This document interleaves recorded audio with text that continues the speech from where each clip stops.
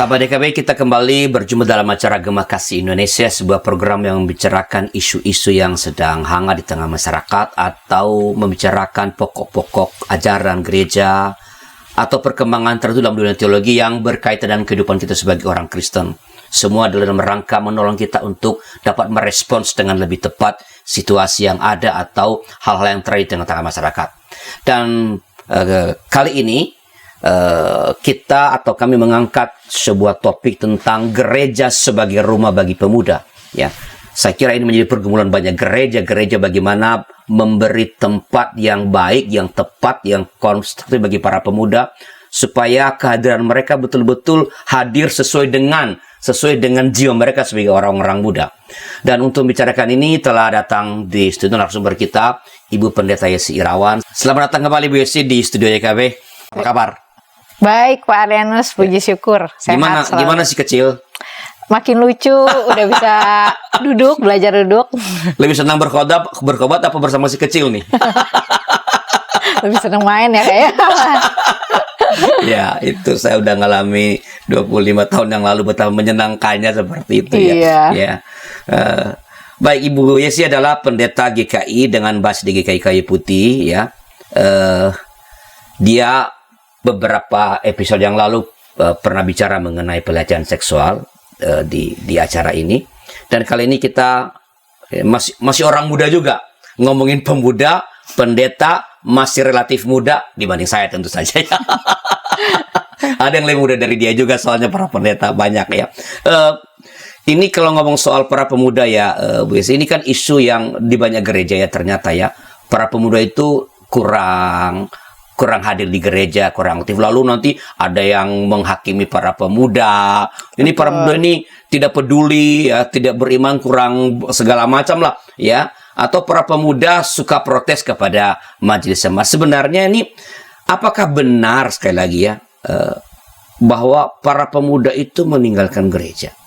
Iya, kalau dibilang benar, ini complicated sih sebenarnya isunya sih Pak.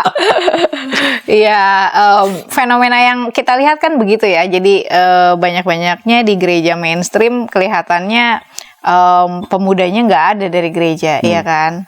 Tapi mereka di tempat lain banyak loh, katanya. Iya, betul. Nah, maka dari itu ini menarik sih menurut saya gitu. Jadi kita nggak bisa mengatakan pemuda meninggalkan gereja. Iya, betul. Karena faktanya di gereja tertentu ada orang muda.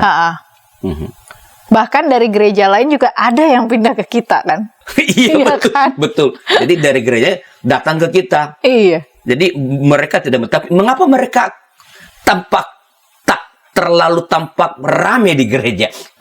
Nah, pertama ada banyak hal sih. Yang pertama mungkin saya pikir kita ada pada era church market gitu. Okay. Ya, pengaruh sekularisasi juga gitu ya. Yang membuat saat ini gereja itu sangat banyak, pilihan itu banyak gitu. Jangankan orang muda, sebenarnya orang dewasa pun sama kan ya gitu ya.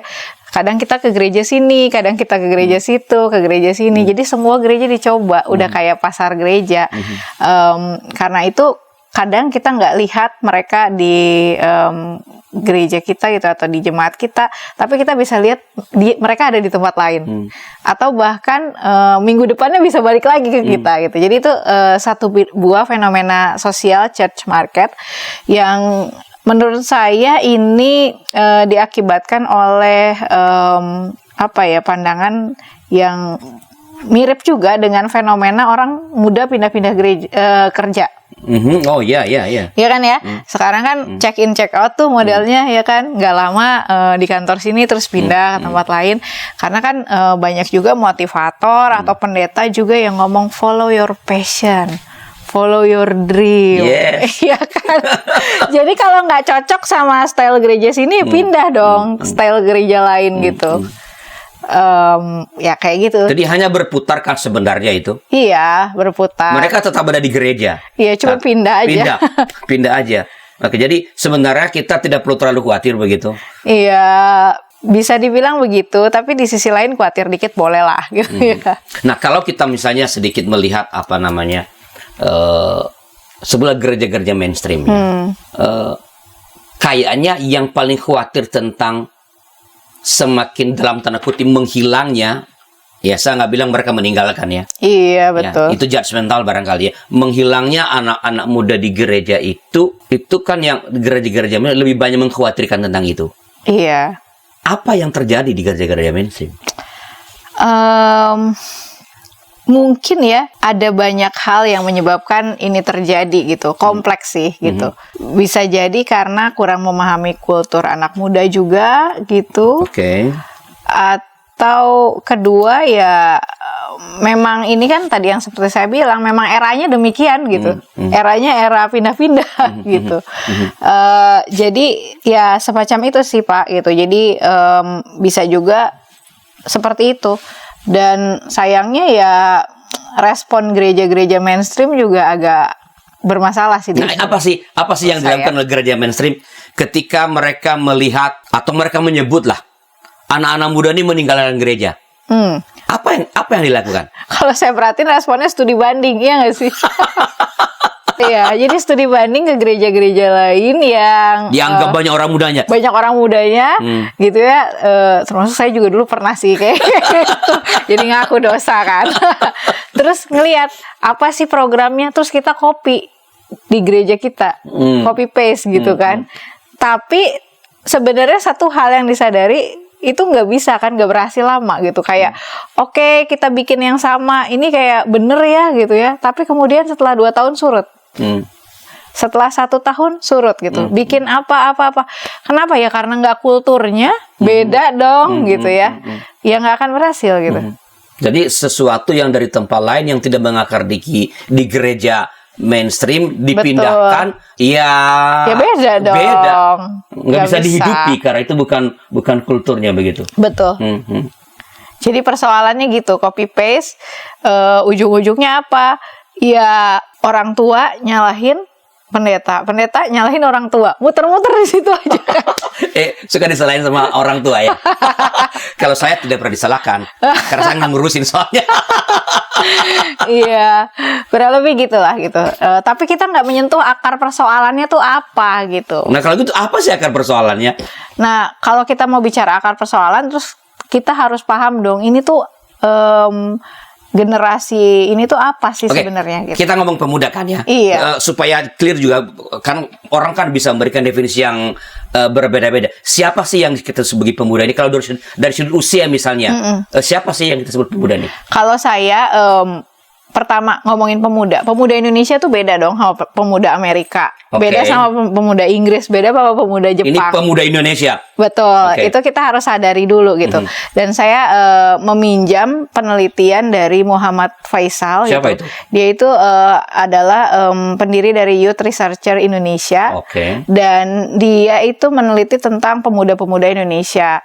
Nah, menurut dia pemuda Indonesia yang sekarang itu adalah mereka yang pada saat tahun 1998. Reformasi. Iya, itu masih SD gitu. Jadi dia yang masa remajanya nggak ngalamin 98, yang belum remaja pada saat itu gitu.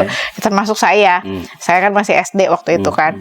Nah, itu punya karakteristik berbeda dengan pemuda yang sebelumnya gitu.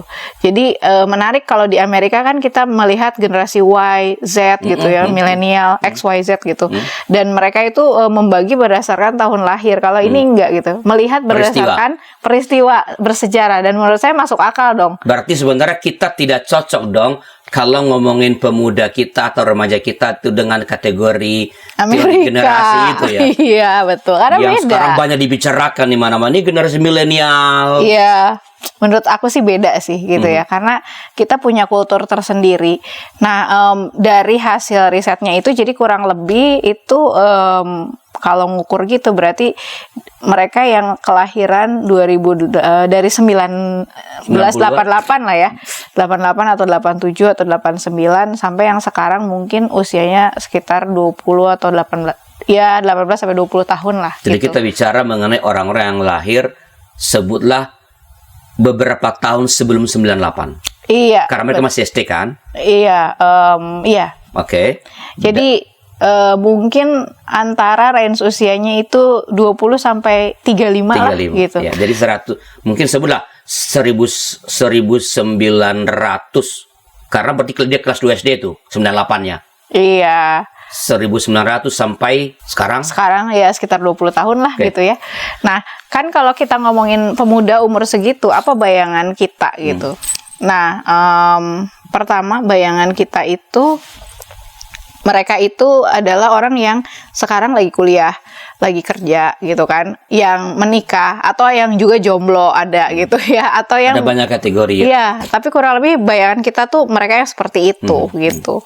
Dan itu harus dimasukkan ke dalam kerangka berpikir kita. Oh, ini pemuda yang kita lagi omongin gitu. Jadi kita bicara mengenai para pemuda yang ketika peristiwa 98 itu mereka masih SD. Jadi tidak terlalu memahami dengan Komprehensif lah gitu. ya peristiwa 98. Samar-samar sekali lah. Tapi mereka sekarang hidup merasakan dampak dari 98.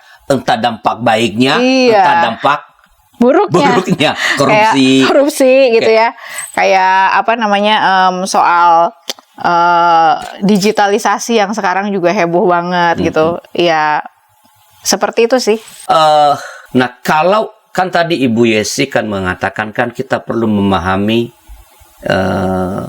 kultur apa namanya para pemuda itu begitu, kultur pemuda. Betul. Ya. Apa sih kultur pemuda itu? Nah, Pemuda yang kita bicarakan ini ya.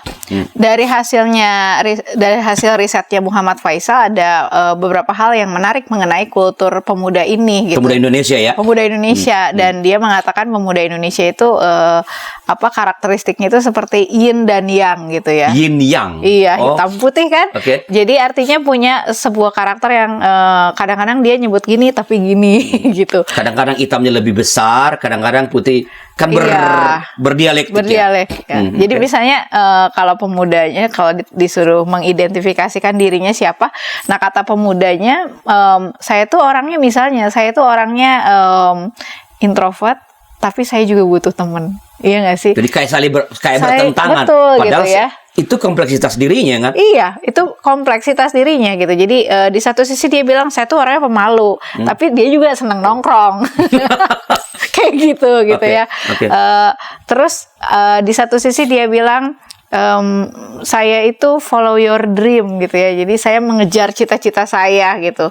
Karena itu kan pindah-pindah kerja atau pindah-pindah gereja gitu.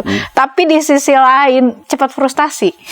Oke. Iya, jadi kompleks ya gitu ya. Jadi kayak berani berinovasi tapi di sisi lain cepat stres gitu. Contohnya kayak gitu. Lalu contoh lainnya karakteristik sebenarnya pemuda sekarang itu adalah sangat benar-benar mementingkan keluarga. Mementingkan Iya, keluarga. nggak nyangka kan? Oh. Jadi dreamnya itu keluarga yang bahagia. Oke. Jadi misalnya saya kan sering juga ada yang mau menikah cerita gitu ya. Saya tanya kenapa sih pengen menikah? Rata-rata jawabannya pengen bahagia. Jadi jalan kebahagiaan adalah Keluarga. Wow, itu mengejutkan. Iya. Karena kan orang mengatakan anak-anak muda sekarang kan terlalu Peduli sama keluarga. bahkan mereka tidak memikirkan pernikahan. Iya. Padahal yang mau merit pada umumnya ngomongnya karena mau bahagia gitu. Tapi di sisi lain itu juga sebenarnya jawaban yang kadang-kadang instan sih Pak gitu. Artinya gini, mereka mau bahagia dengan menikah. Tapi di sisi lain menyadari bahwa ini adalah sebuah escaping, jadi keluar dari realita bahwa keluarganya nggak bahagia gitu. Iya. Jadi oke. Jadi mereka mengalami situasi yang tidak terlalu menyenangkan di rumah. Iya. Mereka ingin membangun keluarga yang sesuai dengan kebahagiaan yang mereka idenya, tapi ternyata pada saat menikah juga ternyata nggak bahagia amat gitu. Oke. Jadi kompleks gitu. Karena itu banyak kalau misalnya konseling sama anak muda gitu ya, banyak mereka yang mencoba bunuh diri atau mereka yang depresi, itu biasanya akar masalahnya keluarga. Oke, tadi kan saya singgung soal introvert tapi suka nongkrong. Apakah itu bagian dari kulturnya pemuda Indonesia setelah berikut ini?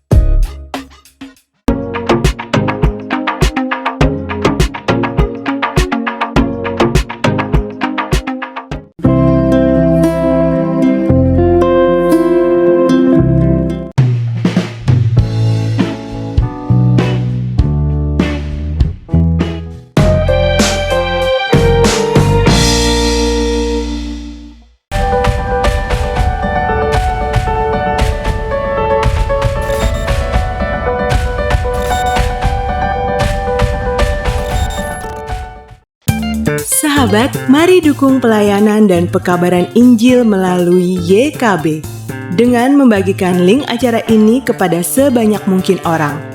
Dukungan juga dapat saudara lakukan dengan mentransfer dukungan finansial ke rekening BCA ke nomor 450 305 2990 450 305 2990 atas nama Yayasan Komunikasi Bersama.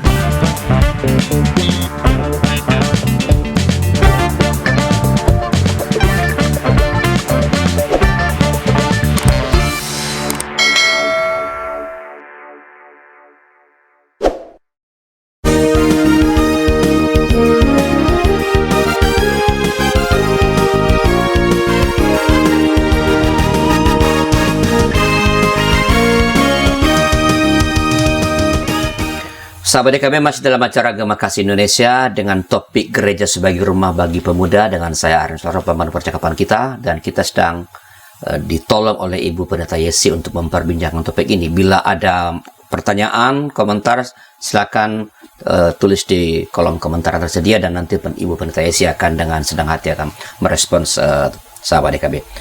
Tadi di ujung segmen pertama kan saya nitip pertanyaan tentang nongkrong nih, Bu.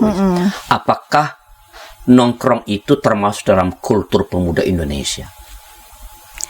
Jelas, itu ciri khas Indonesia banget, Pak. Ciri khas. Iya. Yang antara kan yang membedakannya dengan para pemuda di. Iya, betul, dengan pemuda di Jepang, di Cina atau di Amerika gitu. Kultur nongkrong itu benar-benar dominan di kita gitu. Bahkan kata nongkrong sendiri itu sudah sampai masuk ke New York Times gitu. Oh ya? Dibilang the activity of doing nothing gitu, nggak ngapa-ngapain, santuy, nongkrong kayak gitu. Itu nongkrong gitu, dan cuman sitting, cuman duduk sama talking, sama ngomong. Jadi itu bagian dari kultur kita. Bahkan ini sebenarnya warisan tradisi Indonesia gitu ya. Kalau ada peribahasa Jawa tuh mangan orang mangan ngumpul, atau ya kalau orang Sunda bilang ngariung gitu. Ngariung, Jadi tapi pola nongkrongnya nggak sama ya mestinya. Iya dong, nggak sama gitu. Jadi kalau kita bicara soal pemuda Indonesia kan beragam ya. Kita nggak bisa bilang Indonesia adalah begini Jakarta, gitu. Ya nggak sih? Indonesia nggak Jakarta. Indonesia itu Bandung, Sumatera, Papua, Kalimantan, Jogja. Sebagai contoh, mungkin anak Jakarta seneng nongkrong di kafe gitu ya. Tapi kalau anak muda Jogja, mereka sukanya di angkringan dong, pasti. Betul Ya, sekali. Jadi bahkan antara Jakarta dengan Jogja aja kita nggak bisa membuat hal itu sama gitu ya. Tapi spiritnya loh gitu, seneng nongkrongnya itu loh gitu. Jangan kan itu, saya aja juga kan pendeta, lalu suami saya pendeta gitu. Saya mengamati, kultur nongkrongnya tuh beda gitu ya. Cirinya beda gitu. Tapi tempatnya beda, bentuknya beda, tapi sama-sama hakikatnya nongkrong. Gitu. Duduk ngobrol aneka macam gitu. Iya. Ya. Sambil makan makanan kecil gitu. Iya, curhat, saling dengerin gitu.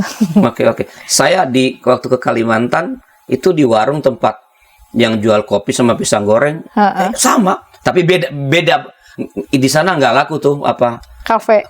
Iya. Itu warung yang laku. Warung yang laku.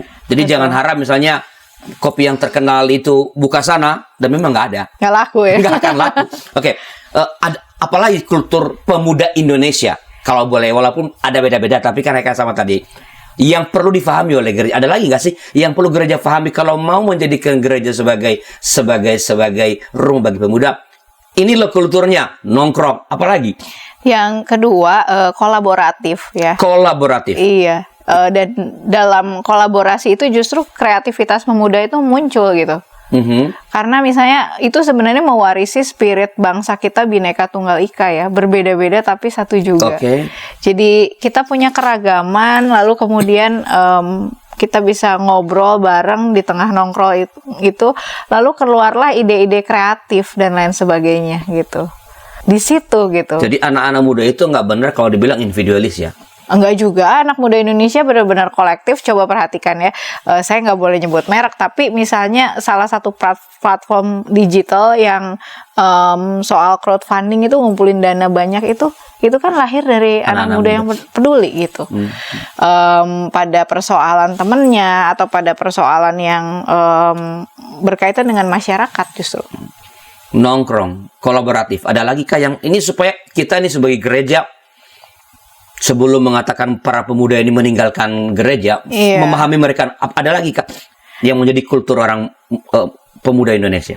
Yang menjadi kultur pemuda Indonesia dari sisi spiritualitas ya, sebenarnya ketimbang Barat gitu ya, kita lebih mudah terkoneksi dengan Tuhan gitu ya. Kalau dibilang lebih mudah juga enggak sih, tapi benar-benar menjadikan Tuhan itu bagian hidup sebenarnya.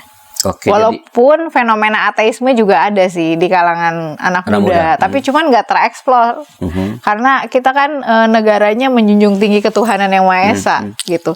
Jadi mereka pun agak takut-takut dengan melabel dirinya sebagai ateis, walaupun ada gitu. Dan itu juga karena nongkrong sebenarnya. Jadi nongkrong itu punya dinamika yang positif tapi juga bisa negatif gitu. Kenapa? Kalau misalnya peer-nya itu rata-rata misalnya agnostik atau ateis, biasanya dia juga terpengaruh gitu. Tapi artinya secara umum sebenarnya para pemuda Indonesia itu lebih mudah terkonek dengan Tuhan. Iya gitu. Oke. Ada lagi kultur? Kalau kultur sih rasanya itu aja ada yang paling tadi, kuat ada ya. Soal nongkrong. Iya. Soal kolaboratif. Iya. Lalu sekarang bahwa soal spiritualitas gitu. Ya. Bahwa artinya kita nggak usah repot, kita tidak perlu terlalu repot untuk membuat mereka sebenarnya mengalami Tuhan. Karena dalam diri mereka sendiri kecenderungan itu ada. Mungkin bisa jadi ya, karena mungkin banyak pressure ya di bangsa kita tuh ya, ketimbang di negara Barat yang pusing soal kehidupan yang sebenarnya mereka udah mapan gitu. Karena di kita ini juga memang hidupnya nggak mapan kan, kayak terorisme ada. Ini kan yang mereka lihat, pengeboman gereja, korupsi gitu. Lalu juga soal etnis itu juga jadi concern mereka loh, karena kan persoalan beberapa tahun lalu pasti kita semua ingat lah ya gitu. Nah, kalau menurut Pendeta Yesi, apakah gereja-gereja itu sudah memanfaatkan nggak sih kultur pemuda Indonesia dalam rangka mereka sebelum mengembangkan entah apa namanya di gereja dalam rangka memberikan tempat kepada orang muda, atau bagaimana gereja semestinya memanfaatkan kultur generasi atau pemuda Indonesia ini? Nah, menurut saya yang menarik kalau bicara soal kultur pemuda Indonesia dan bagaimana gereja memanfaatkan ini, pertama kita harus mendefinisikan dulu gereja itu apa, gitu kan? Kenapa? Karena kita biasanya bicara gereja sebagai institusi. Sementara kalau tadi lihat kulturnya anak muda itu cair banget, nongkrong gitu ya. Artinya kita harus melepaskan diri dari konsep bahwa gereja itu adalah hanya institusi. Betul, gereja itu ada institusinya, tapi kita harus melepaskan diri dari konsep itu secara mutlak gitu. Artinya apa? Kita kembali ke akarnya, bahwa ngomong gereja itu apa sih? Persekutuan orang percaya yang dipanggil Tuhan dari keberdosaannya menuju terangnya yang ajaib kan, menuju kekudusan Tuhan, dan di situ kita bicara soal komunitas sebenarnya. Jadi gereja itu komunitas, dan komunitas tempat nongkrong gitu. Tapi bukan cuman asal nongkrong yang berspiritualitas dong gitu ya. Karena bagaimanapun juga ada satu hal yang harus kita amati. Jadi saya meminjam satu teori dari seorang filsuf namanya Charles Taylor. Itu dia bicara soal sekularisme, dan dia bilang gini, bahwa ada satu ruang kosong yang tidak bisa diisi oleh apapun kecuali oleh yang ilahi dalam diri manusia gitu. Dan itulah gereja gitu. Kita berkumpul juga karena Tuhan kan.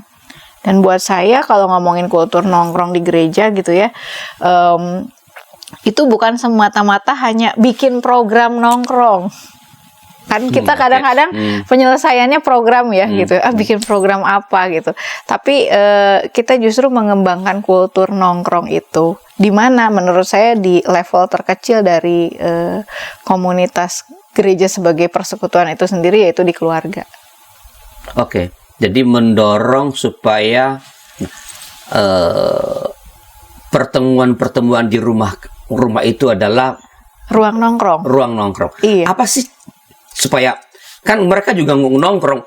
Kalau nongkrong duduk itu mereka juga gitu. Tapi apakah orang duduk begitu itu udah langsung bisa dibilang nongkrong nggak sih? Apa sih? Apakah ada karakter dari nongkrong itu apa sih?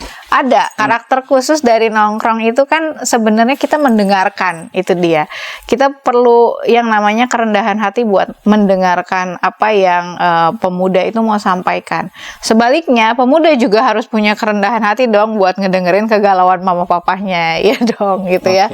Jadi ini bukan cuman sekedar kita memahami pemuda, tetapi kita saling memahami gitu.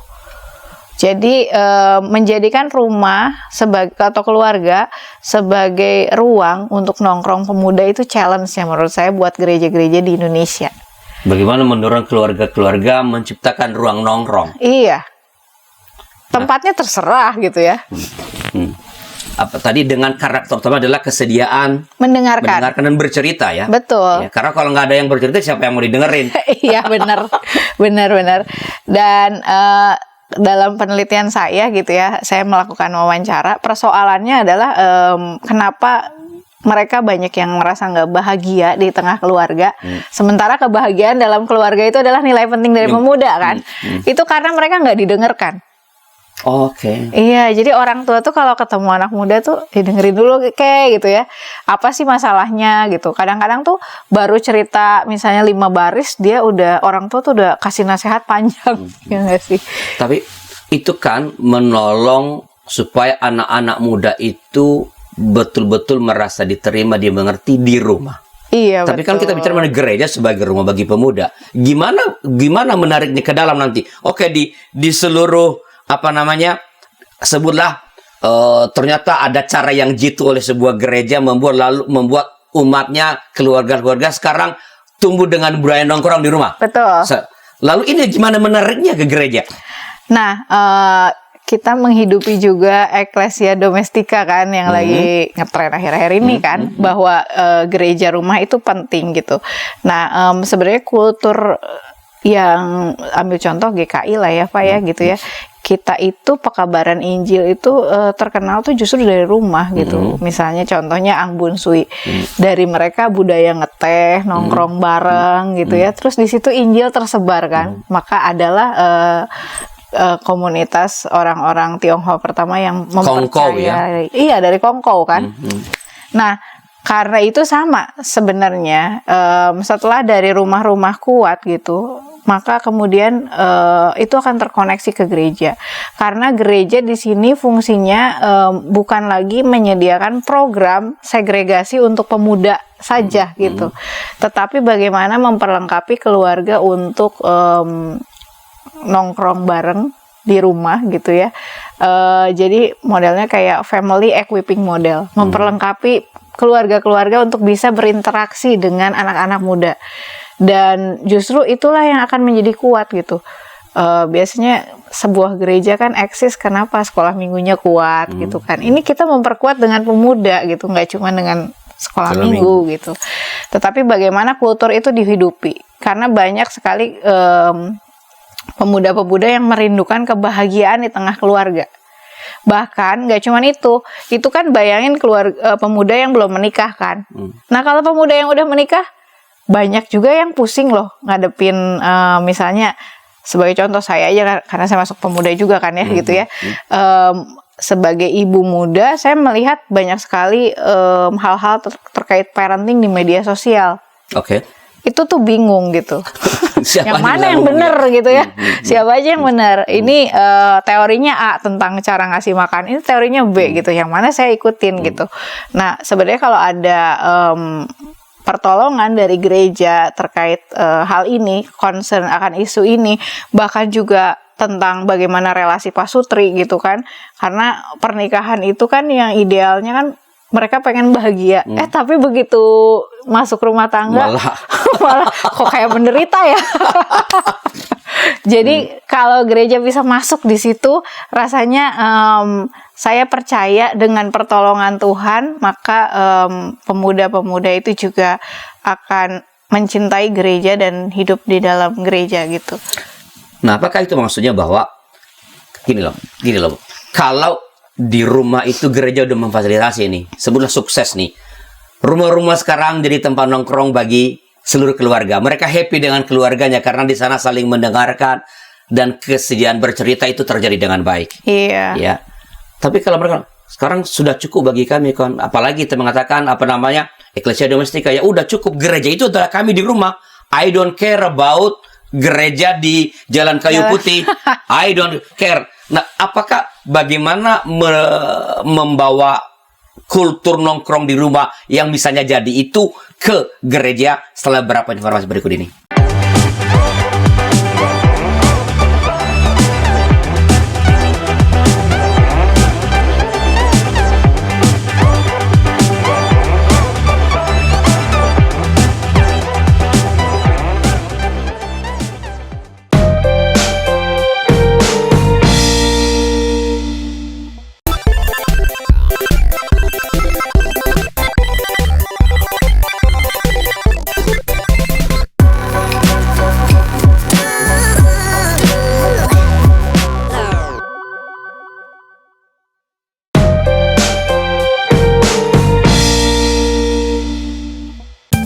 Sahabat, mari dukung pelayanan dan pekabaran Injil melalui YKB dengan membagikan link acara ini kepada sebanyak mungkin orang.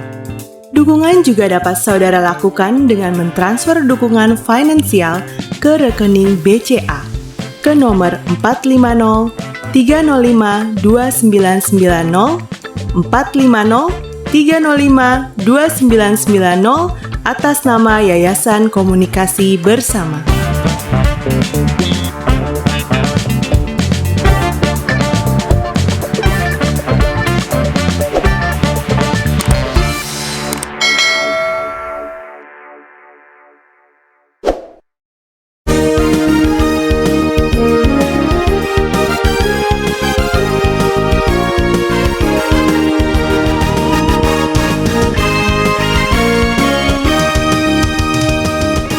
Sahabat DKB, masih dalam acara Gema Kasih Indonesia dengan topik gereja sebagai rumah bagi pemuda dengan narasumber Ibu Pendeta Yesi Irawan dengan saya Pendeta Rislar sebagai bahan percakapan kita. Ini segmen terakhir, tapi Anda masih bisa menuliskan komentar pertanyaan Anda di kolom komentar yang tersedia dan nanti Ibu Pendeta Yesi dengan senang hati akan merespons pada waktunya. Pendeta Yesi, tadi kan bilang, oke lah sukses di rumah nih, udah nongkrong dah. Pokoknya gereja mantap lah memfasilitasi. Ini sekarang bagaimana ini, jangan sampai lalu ya udah di rumah saya udah dapat kebahagiaan dan gereja juga mengirimkan bahan-bahan percakapan yang menumbuhkan kehidupan spiritualitas, ada bahannya di rumah di sini ke gereja, lalu I don't care dengan persekutuan yang di komunitas yang di gereja itu. Gimana memindahkan ini ke sana? Nah, satu catatan saya bahwa pemuda Indonesia dan juga orang Indonesia sebenarnya punya kecintaan akan komunitas yang cukup tinggi ketimbang bangsa lain, ya kan ya. Dan karena itu saya percaya gereja maksudnya pemuda-pemuda dalam rumah ketika sudah merasakan keindahan hidup berkeluarga gitu ya, ini tuh nggak akan berhenti sampai di sini aja, karena kita naturnya itu memang makhluk berkomunitas gitu. Jadi gereja bisa mengcombine tritugas bergereja gitu ya, marturia, koinonia, diakonia dengan kehidupan keluarga. Jadi menarik kan kalau misalnya kita bisa bersama-sama. Kalau dulu mungkin project kayak misalnya diakonia gitu, membangun desa apa, itu cuma menjadi sebagian orang kan di gereja kan yang pergi yang ini.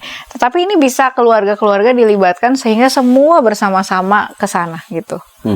Dan kalau ngomong persekutuan hari Minggu, buktinya ya walaupun pandemi tetap kan orang merindukan di gereja Tapi Ya, itu kan orang-orang yang udah tua-tua kayak saya.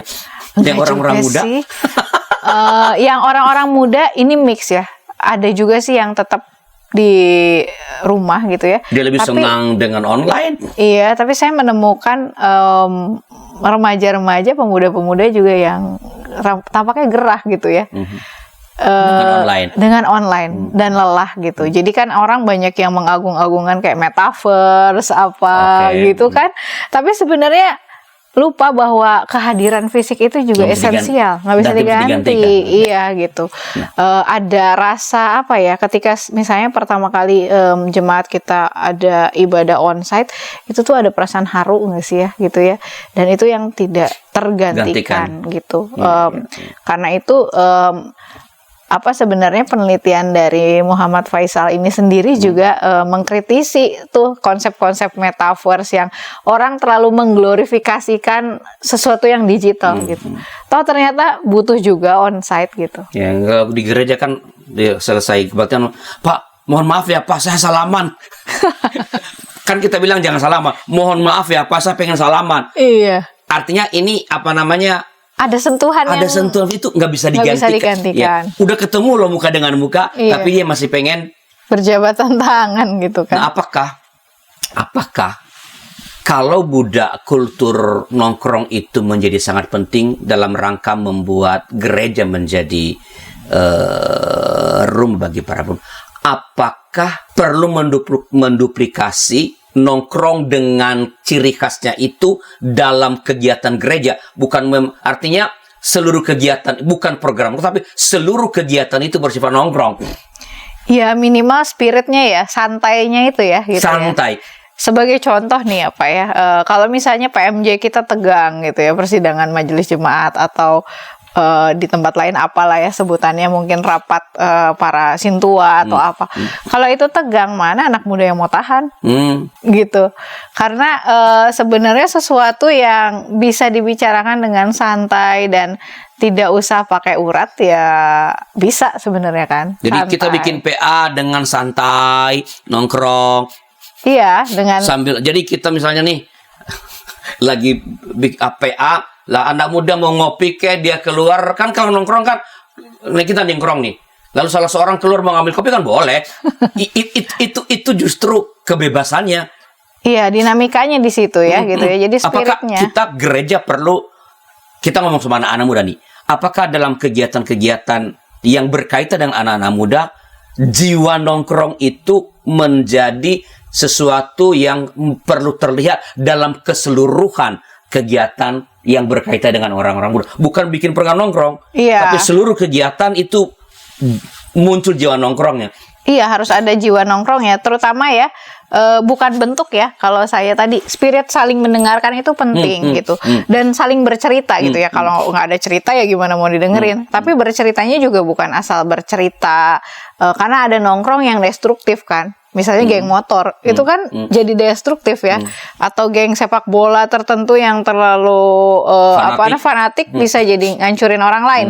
Tetapi yang menjadi poin dari gereja adalah nongkrong dan bicara tentang Tuhan.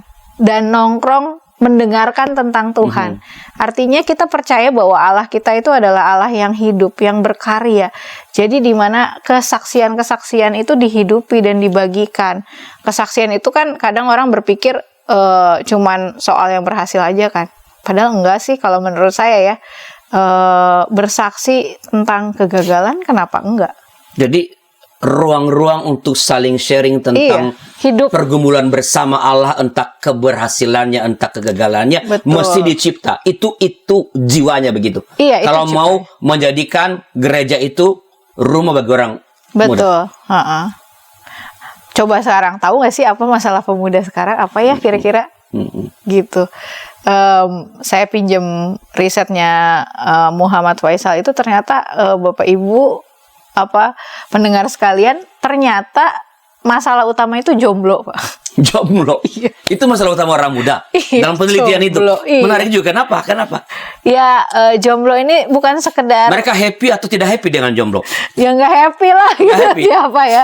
Makanya kan selalu doakan, tapi dari dulu kan ya. Tolong doakan pasangan hidup iya nggak sih? Tapi Sebenarnya itu bikin stres nggak sih kalau suruh Nih saya sekarang nih sebagai pendeta nih, Iya. kadang-kadang saya mikir ketika mendoakan. Dulu saya sering banget doain tuh supaya yang belum dapat, supaya Tuhan mempertemukan mereka. Saya sekarang jadi takut. Saya takut itu didoakan jadi stres buat yang jomblo gitu loh.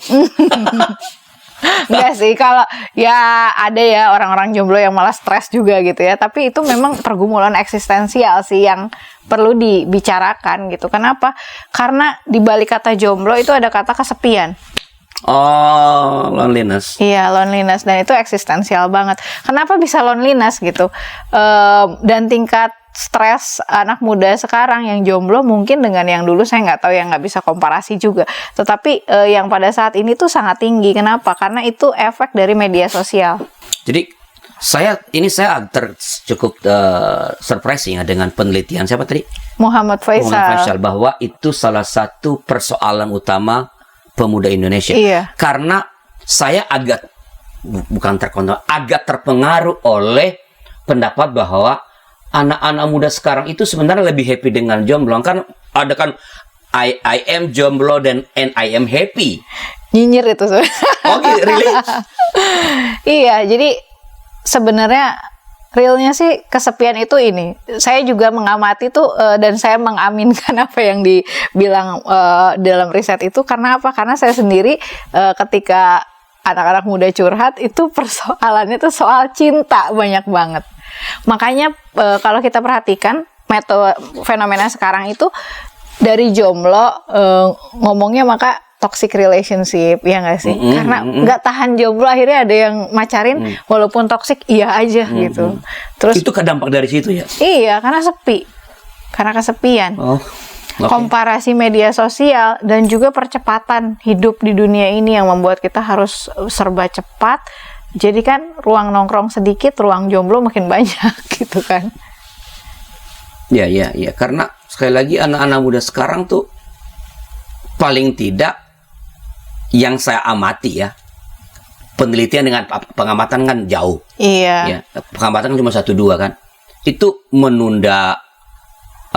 Ini orang udah 30 tahun belum menikah karena mereka bilang saya senang dengan kesendirian. Tapi penelitian mengatakan justru kesendirian itu menjadi masalah. Dan ini dia kontradiksi gitu. Jadi mungkin di satu sisi dia bilang saya senang dengan kesendirian. Kan yang tadi karakter yin dan yang-nya tuh ada. Menarik kan? Ya. Tapi bukan dalam rangka menutupi kesendiriannya, lalu dia mengatakan I am happy, I am jomblo and I am happy.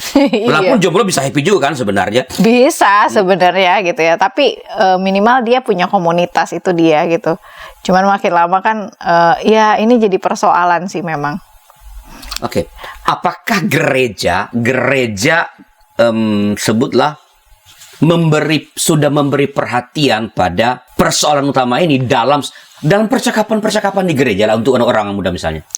Nah, ini dia yang justru harusnya gereja perlu bahas ya, gitu. Rasul Paulus kan bilang menikah itu juga pilihan kan, artinya ada yang jomblo selamanya juga kan, ada yang memang menikah gitu. Nah, bagaimana dalam titik kritis kerapuhan ini gereja justru berbicara. Kalaupun pada akhirnya ada yang memilih tidak menikah, tetapi kita juga sebagai gereja menolong untuk melihat bahwa ketiadaan pasangan itu juga bisa it's okay gitu. Seperti itu. Atau juga bahkan memfasilitasi ruang-ruang perjumpaan gitu.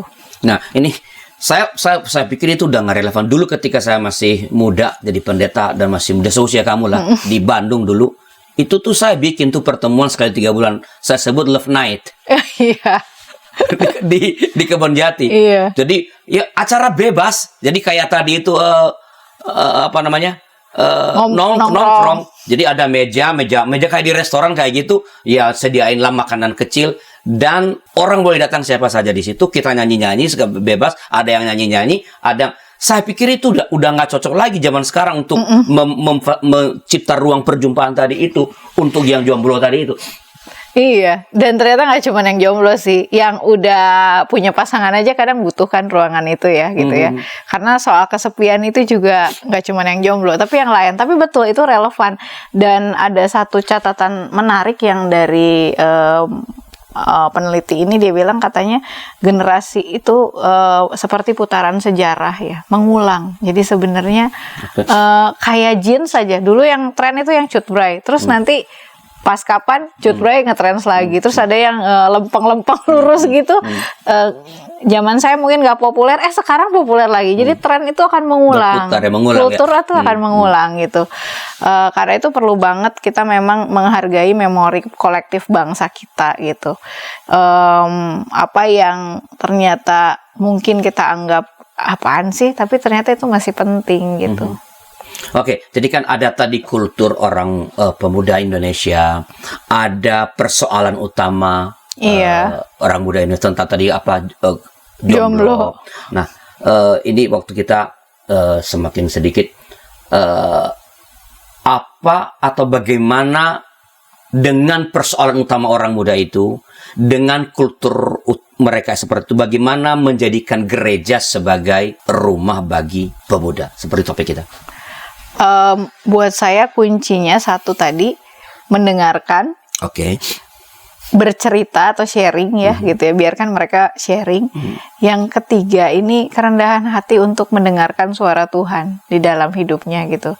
Bagaimanapun gereja itu adalah komunitas yang memberikan arahan spiritual ya. Jadi bukan bebas ya, bukan bebas nilai. Bukan dong gitu. Karena beda dong, kalau bebas nilai jadinya cuma kerumunan doang kan. Tetapi ada nilai-nilai yang memang kita hidupi itu, untuk saling mendengarkan, untuk saling menghargai, untuk saling juga menemui di mana Tuhan hadir gitu, di dalam diri sesamaku. Gak cuma di keluarga kita doang, tetapi dalam diri orang lain yang ada di gereja gitu. Termasuk juga kita bicara tentang mereka yang mungkin broken. Karena nggak semua pemuda itu berasal dari keluarga yang baik-baik kan. Nah, supaya tidak menimbulkan kesan yang mungkin kurang komprehensif, dengan mengatakan apakah betul, koreksi kalau kesimpulan saya, dengan berusaha memahami budaya pergumulan mereka, mencipta ruang nongkrong di mana terjadi kesediaan mendengarkan dengan rendah hati, bercerita dengan bebas begitu, dan mendengarkan Tuhan, tentang Tuhan, itu kan tidak berarti bahwa sebutlah aktivitas gereja yang selama ini dikerjakan lalu diganti dengan yang baru. Misalnya kebaktian minggu kita nggak boleh ada sekarang, kita bikin nongkrong, bukan kan? Mencipta ruang-ruang baru yang selama ini kita tidak sediakan begitu. Atau bahkan sebenarnya ya Pak, menurut saya bukan kita nggak sediakan ya, kita tuh sediakan cuman kulturnya aja gitu. Ya. Kita ada tempat, tetapi bukan hanya tempat gitu loh. Iya. Nilai-nilainya enggak. Iya betul. Jadi kalau menurut saya melihat gereja-gereja mainstream sebenarnya kekayaannya tuh banyak kok. Yang bisa kita manfaatkan justrunya tanpa harus meniru yang lain gitu. Ada sebenarnya. Cuman memang kulturnya itu tadi, kultur kaku, kultur apa ini. Institusional. Iya. Ya bukan berarti institusional juga salah ya. Karena dalam hal-hal tertentu kita perlu institusi gitu.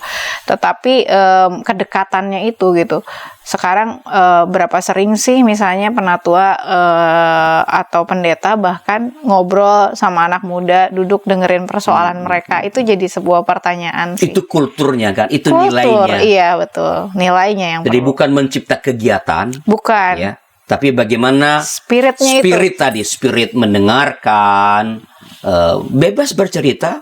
Kamu boleh ngomong apa aja di sini. Tentu saja kita lebih banyak juga mendengarkan. Iya, Tuhan bicara apa? Betul. Dan itu yang akan membuat gereja menjadi rumah. Hidup, iya betul. Bagi orang-orang muda. Oke, waktu kita sudah habis. Masih adakah yang mau disampaikan kepada para sahabat DKB sehubungan dengan topik kita ini? Silakan kalau masih ada. Untuk menjadikan gereja sebagai rumah bagi pemuda, maka peliharalah satu, kerendahan hati untuk mendengarkan suara Tuhan, apa yang Tuhan mau bagi gerejanya dan bagi pemuda. Kedua, perhatikan pola relasi kita dengan pemuda. Apakah kita mau mendengarkan dalam bercerita? Karena intervensi yang terlalu cepat justru akan melemahkan kreativitas juga daya gumul dari pemuda. Selamat menjadi gereja yang menjadi rumah. Tuhan memberkati kita. Ya. Terima kasih Pendeta Yesi dan sahabat EKB. Saya tidak memperpanjang lagi. Terima kasih. Mari bersama-sama dengan segala macam konten tadi yang disampaikan oleh Ibu Yesi, menjadikan gereja sebagai rumah bagi pemuda. Mereka nggak meninggalkan gereja. Mereka ada di situ. Hanya kita perlu mencipta ruang-ruang dan terutama menghidupi nilai-nilai. Ya, nilai-nilai tadi mengenai nilai-nilai nongkrong, saling mendengarkan, bebas bercerita, dan mendengarkan kehendak Tuhan. Bila ada masukan-masukan, silakan kirim ke kami melalui nomor 0812-8188-9191. Sampai jumpa pada episode berikut. Tuhan memberkati.